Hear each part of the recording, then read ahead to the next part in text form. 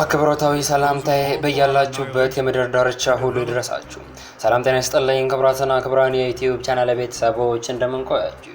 የሰዓቱን አጫጭር እንዲሁም ሰበር መረጃዎችን ይዤ ቀርብ ያለው አብራችሁን ቆዩ። የመካከለኛው ምስራቅ ጦርነት በኢራንና በእስራኤል መካከል ተፋፍሞ በቀጠለበት በዚህ ሰዓት ቱርክ በይፋ የኢራን ደጋፊ ሆና ብቅ ብላለች። የቱርኩ ፕሬዝዳንት ረሲፕ ጣይብ ኤርዶሃን ያለምንም ጥርጥር ጦርነቱን ኢራን ታሸንፋለች ብለዋል። የእስራኤሉን ጠቅላይ ሚኒስትር ኔታንያሁ ከሂትለር ጋር ሲያነጻጽሩም ተስተውለዋል። በሌላ በኩል እስራኤል አዲስ የኢራን ጦር ከፍተኛ አዛዥ መግደሏን ይፋ ስታደርግ፣ በሌላ በኩል ደግሞ የኢራን ደጋፊ የሆኑት የሊባኖስ ሂዝቦላና የየመኑ ሁቲ የኢራኑን ጠቅላይ መሪ አያቶላ ካሜኒን ዘለላ ጸጉር ከነካች የእሳታችን ኢላማ ትሆናለች ብለው እስራኤልን አስጠንቅቀዋል። በሌላ ዜና ደግሞ የአሜሪካው ፕሬዝዳንት ዶናልድ ትራምፕ በርካታ ኢትዮጵያውያንን ያስቆጣ መልእክት አስተላልፈዋል። ዶናልድ ትራምፕ ከዚህ ቀደም በነበራቸው የፕሬዝዳንትነት ስልጣን ዘመን ግብጽ የታላቁ የኢትዮጵያ ህዳሴ ግድብን ልታፈነዳው ትችላለች፣ ግብጽ ግድቡን ታፈነዳዋለች፣ ኢትዮጵያ ስምምነት ላይ እንድትደርስ በሞከረም ጥላወታለች፣ በዚህ ምክንያት ብዙ እርዳታ አቋርጠንባቸዋል ሲሉ የነበሩት የአሜሪካው ፕሬዝዳንት ዶናልድ ትራምፕ አሁን ደግሞ ግድቡን ሊመረቅ ሲቃረብ ሲል ግድቡን ፋይናንስ ያደረግነው እኛንን ማለት ጀምረዋል። ይህ ደግሞ በርካታ ኢትዮጵያውያንን ያስቆጣ ጉዳይ ሆኗል። ለመሆኑ ትራምፕ ምን ብለው ይሆን? ዝርዝር መረጃውን ወደ እናንተ አደርሰዋለሁ። ሰብስክራይብ በማድረግ የደወል ምልክቷን በመጫን የተለያዩ ሀገራዊ እንዲሁም ዓለም አቀፋዊ መረጃዎችን ማግኘት ትችላላችሁ። አሁን በቀጥታ ወደ ዝርዝር መረጃዎቹ አልፋለሁ። የመካከለኛው ምስራቅ ጦርነት ተፋፍሞ በቀጠለበት በዚህ ሰዓት ቱርክ የኢራን ደጋፊ መሆኗን በመሪዋ ረሲፕ ጣይብ ኤርዶሃን አማካኝነት አሳውቃለች። የቱርኩ ፕሬዝዳንት ረሲፕ ጣይብ ኤርዶሃን ያለምንም ጥርጥር ጦርነቱን ኢራን ታሸንፋለች ብለዋል። እስራኤል በመካከለኛው ምስራቅ እያካሄደች ያለው መተናኮል ሂትለር ሶስተኛውን የዓለም ጦርነት ካስነሳበት መንገድ ጋር ተመሳሳይ ነው ብለዋል ኤርዶሃን። እስራኤልን መደገፍ ዋጋ ያስከፍላል ብለው የአረብ ሀገራት አንድነታቸውን እንዲያጠናክሩ ጠይቀዋል። ኤርዶሃን ኢራንና አሜሪካ ሊያደርጉት ከነበረው አዲስ ዙር የኒውክሌር ድርድር ሊጀመር ሲል እስራኤል በኢራን ጥቃት መፈጸሟም ሆን ብላ ውይይቱን ለማበላሸት እንደሆነ የቱርኩ ፕሬዝዳንት ተናግረዋል። የቱርኩ ፕሬዝዳንት ይህንን ያሉት የኢራን ውጭ ጉዳይ ሚኒስትር በተገኙበት በኢስታንቡል በተካሄደው የዲፕሎማቲክ ጉባኤ ላይ ባደረጉት ይፋዊ ንግግር ነው። ኤርዶሃን የእስራኤልን የሽፍተኝነት ተግባር አውግዘው መካከለኛው ምስራቅ ለማተራመስ እየሞከረች ነው ሲሉ ወቅሰዋል። የኔታንያሁ መንግስት ለአካባቢው ሰላም ትልቁ እንቅፋት መሆኑን እያረጋገጠ ነው ሲሉ ፕሬዝዳንት ኤርዶሃን ተችተዋል። አክለውም የኔታንያሁ መንግስት ሰኔ 6 ላይ የፈጸመው ጥቃት የድርድር ሂደቱን ለማዳከም ያለመ ነው የሚል ትችታቸውን ኤርዶሃን ሰንዝረዋል። ይህ በእንዲህ እንዳለ የኢራንና እስራኤል ጦርነት በቀጠለበት በዚህ ሰዓት እስራኤል አዲስ በፈጸመችው ጥቃት የኢራን ጦር ከፍተኛ አዛዥን መግደሏን አስታወቀች። የእስራኤል መከላከያ ሚኒስትር እስራኤል ካትዝ ሀገራቸው በኢራኗ ቆም ከተማ በአፓርታማ ላይ በፈጸመችው ጥቃት የኢራን ከፍተኛ የጦር አዛዥ መገደላቸውን ተናግረዋል። ሚኒስትሩ አዛዡ ሳኢድ ኢዛዲ ሐማስን በማስታጠቅ የገንዘብ ድጋፍ በማድረግ ኃላፊነት ነበራቸው ሲሉ ቀደም ዕለት በመናገራቸውን የሀገር ውስጥ ሚዲያዎችና ሮይተርስ ዘግበዋል። ይህ ለእስራኤል የስለላና የአየር ኃይል ትልቅ ስኬት ነው።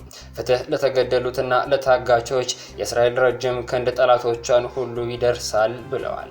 ሳኢድ ኢዛዲ የኢራን እስላማዊ አብዮታዊ ዘብ ቅርንጫፍ የሆነው ሀያሉ ቁድስ ፎርስ አባል ነበሩ። ይህ የቅርንጫፍ በቀጠናው ያሉ የኢራን አጋር ታጣቂዎችን ድጋፍ ማድረግን ጨምሮ በውጭ ሀገራት ያሉ እንቅስቃሴዎችን በበላይነት የሚመራም ነው።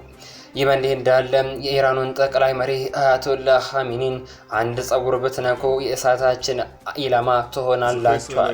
የኢራን ደጋፊ የሆኑት የሊባኖሱ ሂዝቦላና የየመኑ ሁቲ ታጣቂዎች እስራኤሉ ጠቅላይ ሚኒስትር ቤንያሚን ኔታንያሁ በኢራን ውስጥ ማንም ሰው ያለመከሰስ መብት የለውም በሚል ለካቢኔያቸው የሰጡት አቅጣጫ የኢራን ደጋፊዎችን አስቆጥቷል።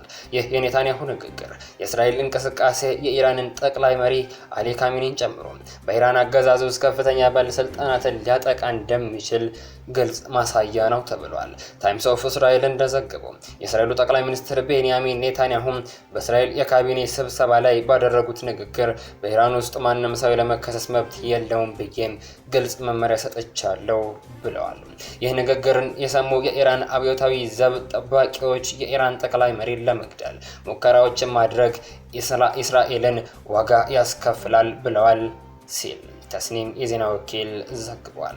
ልክ እንደዚሁ የኢራን ደጋፊ የሆኑት የሊባኖስ ሂዝቦላህና የየመኑ ሁቲ ታጣቂዎች ጠቅላይ መሪው የሰይድ አሊ ኻሜኒን አንድ ጸጉር ከተነካ እናንተና አጋሮቻችሁ የእሳታችን ኢላማ ትሆናላችሁ የሚል ምላሽ ሰጥተዋል።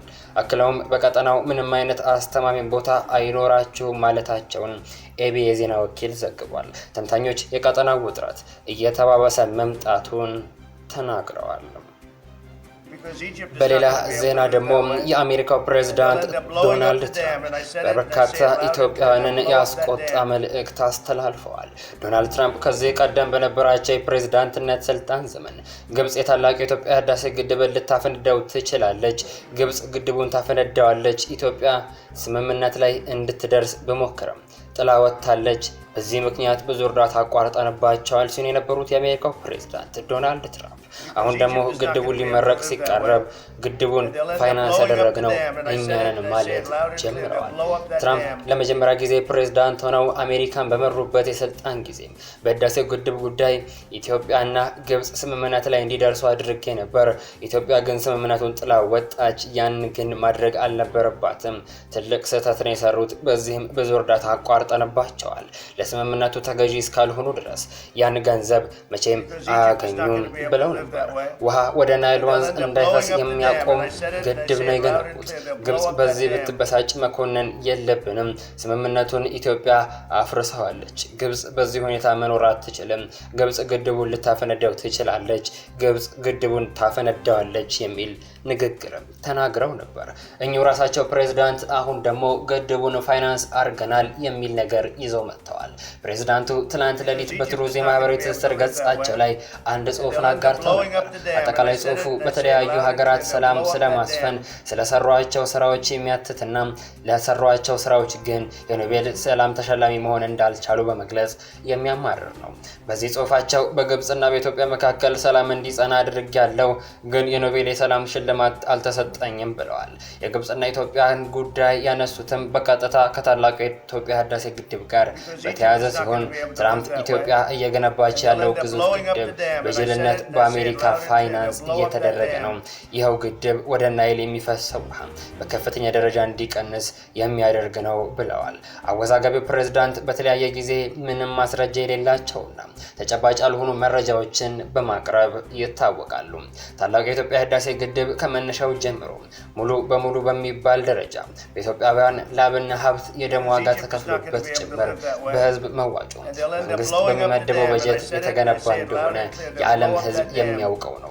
ይልቁንም ግብጽ ግድቡን ለማስቆም በኢትዮጵያ ሰላም እንዳይኖር በምትሰራው ስራ በምትሸረበው ሴራና ሐሰተኛ ውንጀላ እንዲሁም በገንዘብ ጭምር የአሜሪካ ባለስልጣናትን በመደለል ኢትዮጵያ ላይ ጫና እንዲፈጠር ስታደርግ ቆይቷል። ስለዚህም ዋና ማሳያም ከወራት በፊት የ11 ዓመታት እስር የተፈረደባቸው የዶናልድ ትራምፕ ሀገር ሰው የአሜሪካው ባለስልጣን ነው። ተጽዕኖ ፈጣሪው ሴናተር ቦብ ሜንዴዝ ናቸው።